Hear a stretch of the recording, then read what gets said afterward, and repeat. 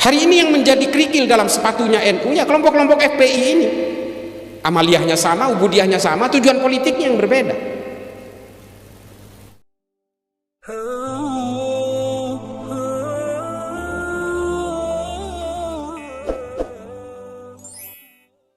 Saya hanya ingin memberikan gambaran nyata kepada kita bahwa positif, soheh, NU itu menjadi sasaran dari berbagai ideologi transnasional termasuk Salafi Wahabi, kelompok-kelompok pengusung khilafah, dan juga kelompok-kelompok Haroki Ikhwanul Muslimin. Ini kita berusaha dipecah belah Pak, termasuk yang sesama NU sekalipun, termasuk yang ubudiyahnya sama dengan orang-orang Nahdliyin yang sama-sama maulidan, sama tahlilan, sama juga ziarah kuburnya sama. Itu dipakai oleh mereka dengan menggunakan entitas habaib. Tadi pecah belah. Ini kan banyak ini saudara-saudara saya dari Madura. Hari ini ulama-ulama NU dicaci maki oleh sesama ulama NU karena yang satu pengurus PCNU, pengurus MWCNU, yang satu pengurus FPI. Ya kan? Pengurus FPI, ex-FPI, wah ngeluarin celurit Pak, diputar-putar. Yang ditantang apa? Orang NU juga. Yang mempersekusi rumahnya Bapak Mahfud MD di Pamekasan itu ya orang-orang NU juga. Ini yang harus kita gambarkan hari ini, dan kita digerus satu persatu sedikit demi sedikit supaya kita betul-betul menjauh dari Nahdlatul Ulama, karena terbukti hanya Nahdlatul Ulama yang mencintai negara ini. Kalau Nahdlatul Ulama itu ambisi ingin menguasai negara ini, oh sejak dulu Pak, nggak jauh-jauh. Ketika PKI merajalela, itu yang dipersekusi adalah kiai-kiai dan santri NU. Tapi setelah itu melakukan serangan balik, ya ulama-ulama NU dan santri NU juga. Semuanya pada diam.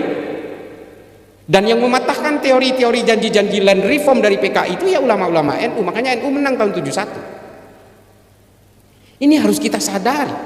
Dan NU itu pada zaman Soeharto seperti apa? Ini mohon maaf, ini sejarah nggak bisa dibantah. Yang dipersekusi dan yang betul-betul digencet itu orang NU. Padahal orang NU tidak punya sejarah melawan terhadap negara ini, tidak pernah menyuarakan kebencian kepada orang yang berbeda. Itu NU.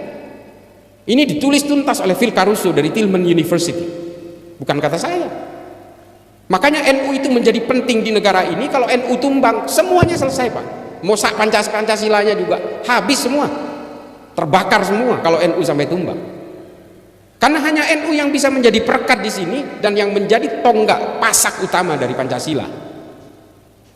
Itu di daerah-daerah minoritas seperti di Sulawesi Utara, di NTT, di Papua, hanya NU mereka ini yang welcome.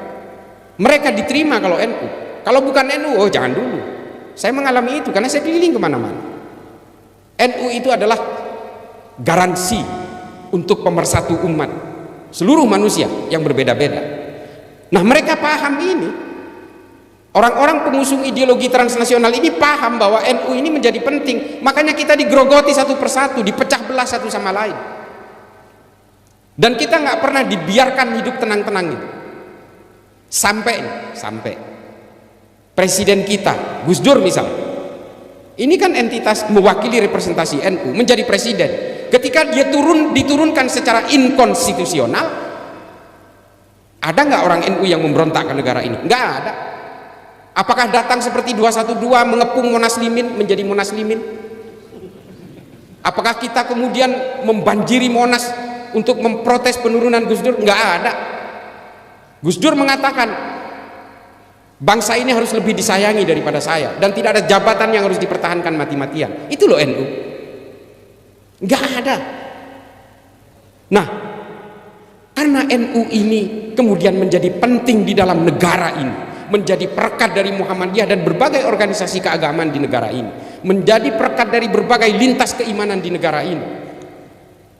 Ini kemudian menjadi sasaran utama Pak dari berbagai operasi intelijen dari berbagai pihak. Tolong dipahami, operasi intelijen ini licik Pak, halus. Mereka jejalkan orang yang mengaku sebagai Nahdliyin tapi sebenarnya ngombok-ngombok dari dalam, membentuk organisasi tandingan dan sebagainya. Ini sebagai upaya untuk memecah belah NU. Seorang pemikir Kristen dari Libanon namanya Philip Hurri Hitti, judul bukunya The Story of the Arabs, kisah bangsa Arab.